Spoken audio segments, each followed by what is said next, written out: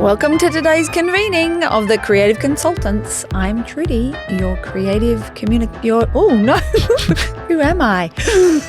I'm Trudi, your Chief Communications Consultant. And I'm Matt, the Chief Content Consultant. And we are joined for part 2, our contract consultant, Alyce Lampe, who is here to explore humanity, creativity, and impress us just with her magnificence. As per custom, we will start with an inspirational quote. As is custom. As is custom. I love it. I'm going to devote this one to, I can't read who said it, so I don't know who said this, but it's don't adapt. So excited. Here we go. Here we go. The anticipation's going. Don't adapt. Here we go. Good luck. I hope it goes well. Don't adapt to the energy in the room. Influence the energy in the room. And I feel like that's what Alyce is about to do to us. I think so. I think so. We were very impressed with your initial job interview, and you've been called back to, share some insight into where you think this whole play creativity thing's going, and particularly in the event space too. So would love to know what your thoughts are on that, Alyce. We can discuss. Oh, thank you so much for having me back. I feel very privileged. Day made. Back to the second interview. So thank you. I wanted to actually counter Trudy's wonderful quote with another quote, which is one of my favorites, which I felt is very fitting for this discussion. The double quote. The double quote. Wow. The double quote. So one of my favorite wise women is Maya Angelou. And one of my favorite quotes from her was, people will forget what you said, they will forget what you did, but they will never forget how you made them feel. And that's like my guiding post for all of my work, I think, whenever I'm looking into strategy or I'm bringing a project to life. I'm always reminded by that quote because what is it we want people to feel? And particularly when I look to the future of events and creativity and how those two roads kind of intersect, I think that experience piece is so, so important. And we're seeing that across the world. I've just moved to Shanghai. I think I shared in my previous interview with you. And what we're seeing in Shanghai, all these different pop-ups all over the city, which is so amazing. And it's about the experience. So all these retailers are creating experiential events for next generation and future generation to experience the brand in a way that they haven't before. And so something you might not know about Shanghai is they've got over 8,000 coffee shops in the city. So wow. I know Melbourne loves coffee, but yeah, they're really giving Melbourne a bit of a run for their money with that many coffee shops. And I'm told about 10 years ago, this wasn't so the case. Shanghai wasn't such a coffee city, but the last few years has been this big boom. And so in that experiential space, all these brands are coming up with unique ways and pop-ups with beautiful cafes and coffee shops or coffee carts all over the city for people to then experience their brand. And that, when you think about a coffee, you think about sharing a coffee with a friend and having a nice conversation and coming up with solutions to the world's problems or the personal problems that you're going through. That's what a coffee represents. So not only are the brands providing an opportunity for people to experience them in a different way, but they're also inviting them to come together and share that experience with one another, which I think is really cool. And as that quote says, happiness is doubled when it's shared. Oh, I love that. Yeah. Happiness is doubled when it's shared. Yeah. I also love that quote. It's people remember how you made them feel. And I think often, in particular with events, like we produce a lot of content to be played at events, conferences and things like that. And one of the biggest considerations for us is always the context, right? It's like you're bringing together people. It's a captive audience in a room that it's a shared experience and sort of everybody's moving together towards, learning, taking away whatever it is from the event. From your perspective, what does context play in regards to events, and especially given that, a lot of the last couple of years has been either entirely virtual or a hybrid thing, and now we're seeing a big sort of move back to in-person things. But yeah, what role does context play as far as you can see? Yeah, I think managing expectations is probably like the right word there. So helping, well, not a word, but the right phrase, so that people know what to expect when they're coming to your event. So I think we're in a bit of a I'm mixing up my words here with generations, but attention is a currency, right? So if you're asking someone for their attention, what's in it for them? What are they getting in return? So in that respect of events and context, like, what are they getting out of it? And are you clearly communicating that? Are you sharing that? Taking as an example, let's say I went to a sustainability event, and I'm super excited to learn more about what some organizations and individuals are doing in the sustainability space. And yet I go there and everything's in plastic. There's so many different meals that are packed and packaged. I'm given a bag with a water bottle that is a plastic water bottle. That context for me automatically says, I don't trust that I'm really in the right place. I thought I was going to come here and get inspired and fill my tank, and just immediately some of these touch points have kind of told me that maybe this conference isn't what I thought it was going to be. So I do think that in taking that example, context is really important. Also using a wellness example, if you were talking about coming to a workshop where you're intentionally talking about well-being, yet we sit for 4 hours and the food is also, again, not overly healthy, I'm probably going to feel a little bit frustrated and disgruntled and not sure that I really received what I thought I was going to receive out of that event. Yeah. It's interesting that you say that, Alyce. Being a playful experience designer, organisations engage me to create playful experiences, and I've had a lot more conference organisers contact me and say, we would like you to develop a playful experience for our participants from the get-go. So I look at the invitations that they send out, the arrival, what experience, how can we elevate their experience on the arrival, what happens at morning tea, how do we interweave, how do we break that networking, and they're actually coming to me for a whole holistic experience.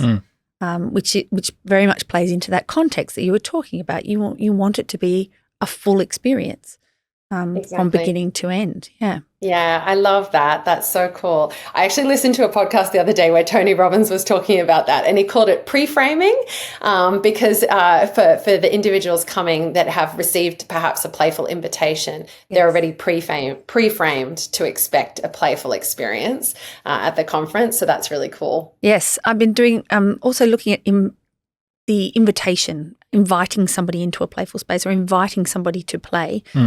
I think often we focus on, particularly when in organisations and businesses, lots of them focus on the end result. We want the end result to be X, Y, and Z. They don't look at, I want the invitation in to be X, Y, and Z, because often that can dictate your whole experience of something. It's really your first impression before your first impression. Yeah.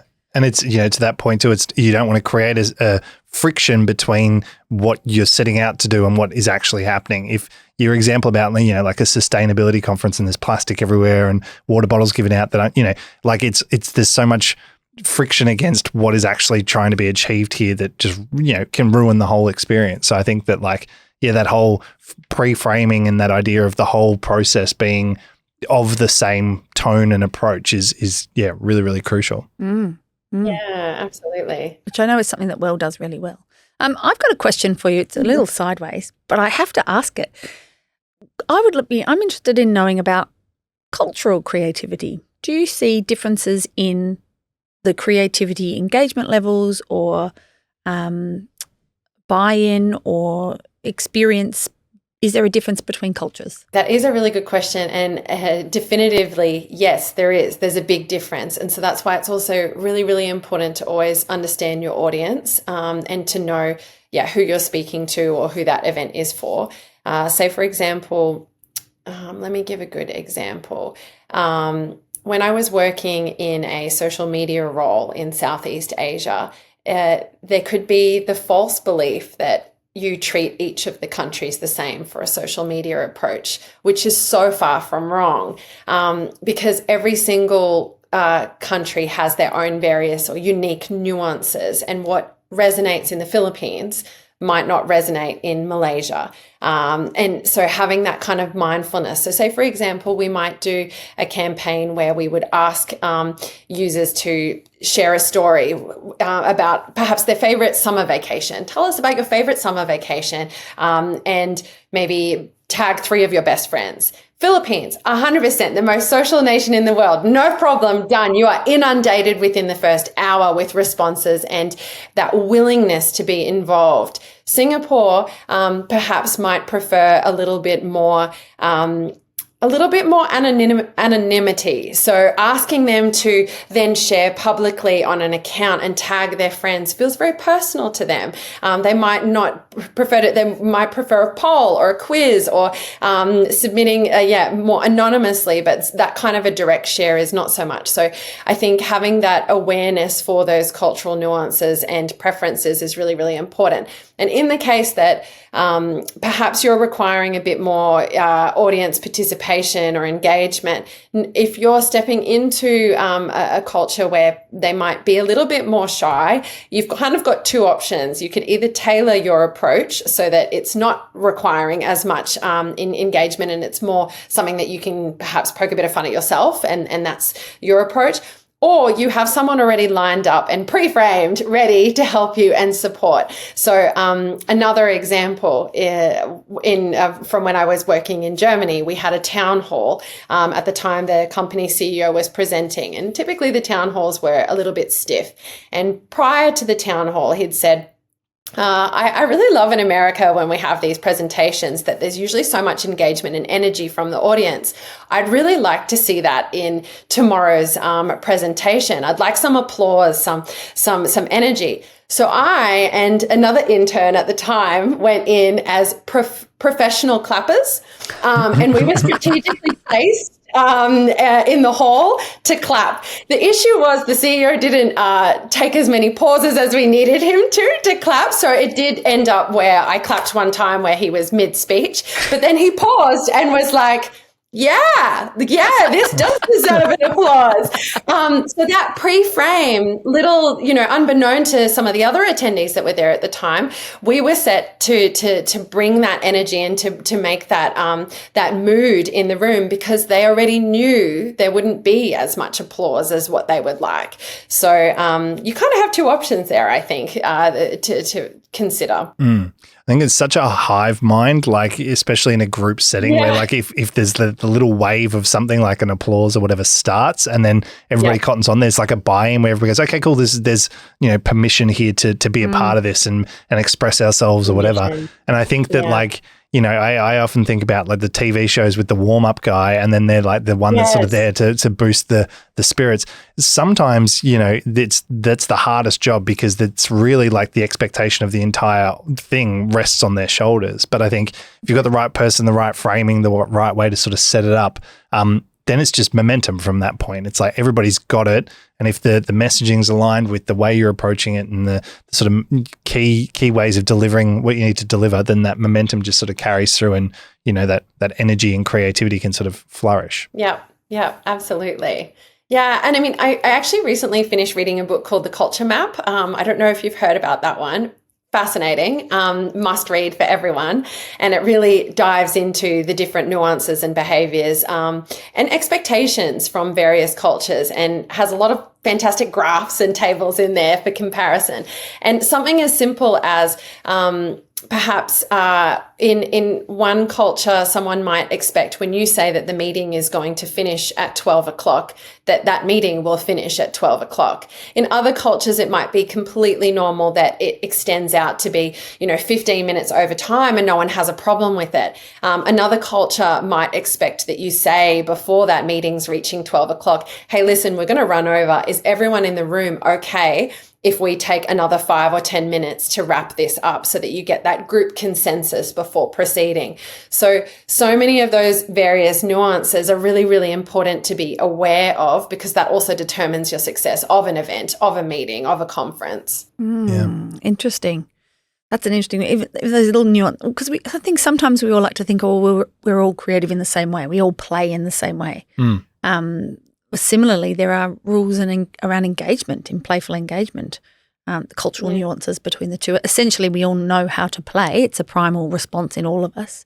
It's just how tapping into that sense of playfulness can vary culture to culture. Yeah. Fascinating. So I guess to sort of move towards a bit of a wrap up here, we sort of open this with like, what's the future look like in this space, in events and things. I don't want to, drop the hot word of everybody's on everybody's lips, which is AI. But here we go, AI. He said it. I said it. We had to. We can't go 2 hours without dropping AI. What's the future of this space look like? What's the sort of insight from your side of things? So I know that there's so many mixed emotions about AI, but again, perhaps the curious nature in me looks at AI as being something really cool that could enhance and amplify the experience, and also help take away from some of the heavy lifting that goes into bringing events to life. That could perhaps ease some of that burden. So I'm on the AI side of it. I think, wow, like sky's the limit. There's so much potential. I also think about, how AI could be able to connect even more people from all different parts of the world to feel as though they are there experiencing that event in person as well. That's what I envision the power of AI could do, to further extend that connection and bring people together even more. In the future of events space part of things, I think the word that comes to mind for me is intentionality. So being extremely intentional with how events are curated and put together, from the piece of, and it's probably because I'm a foodie, from the piece of, what kind of food you're serving up and where it comes from, what the narrative is, all of that, to how is the day being structured? Does it have ample time for people to come together? Are you setting the scene so that people can come together and network and connect? Are you implementing movement? I genuinely always have this fear that I'm getting a flat bottom from being at summits sometimes. So I get up to get a water and maybe I'll do a few squats in the back or something. I'm like, when it's such a long day, it's really not so nice. So how are we intentional with that as well? If I feel that way, surely other people are feeling that way too. So how can we do that? And how are we intentionally playful? How are we intentionally creative? So really giving that attention and space to making sure that is woven in, I think will play a key role, because coming back to Maya Angelou, we want to send people away feeling good. That's what is going to have them returning all the time. People don't purchase Adidas sneakers because they just like the look of them. It's also why that brand, or how that brand made them feel. That's why they're invested in being a loyal customer and coming back. So I think it's really important that we all spend a bit of time considering how we want other people to feel when we provide experiences for them. And do you think we'll all keep coming together in real life, IRL, if you will? IRL? I think so. I think we're communal creatures. And wherever we stand on the scale of being introverted or extroverted, I like to look at life as seasons. We have seasons within our life, but also in a month, even looking at those seasons. And you might be in summer where you feel super social and you say yes to every single thing. And then you might be in winter where all you want to do is just retreat at home and read a book with a nice cup of tea. That's okay. But I don't think that the in real life will ever go away. There's so much magic to be had there. Yeah, there really is. And what about you, Alyce? What is on the cards for you? Let's ask that traditional interview question. Where do you see yourself in 5 years' time? Yeah. Oh, it's such a good question. I know in one of our last catch-ups that we had together, Trudi, I had said to Trudi, and I actually love that she reminded me of this recently. I want to be able to get to this point. If I could really forecast it, I would love to be chief happiness officer somewhere, or chief well-being officer. I would love for that to be a real role that I get to do every day, because I really love making people's days. I pride myself in being a day maker, and I would love to be able to help spread that well-being and joy into people's lives on a daily basis. So manifesting that, putting that out there into the world. Yes, that's stuck with me so much. Anyone out there who is listening who needs a chief happiness officer, this is your woman. I thought we were hiring it for. We are hiring her. We are hiring her for chief happiness officer. Yeah. Hang on. We will just say this is a joke. If you really do have a job for Alyce as chief happiness officer, please hire her. Although she has a job, so we don't want to. But also don't. It's just manifest. Oh no, it's going to be that awkward thing where we offer her the job and she's going to turn us down. It.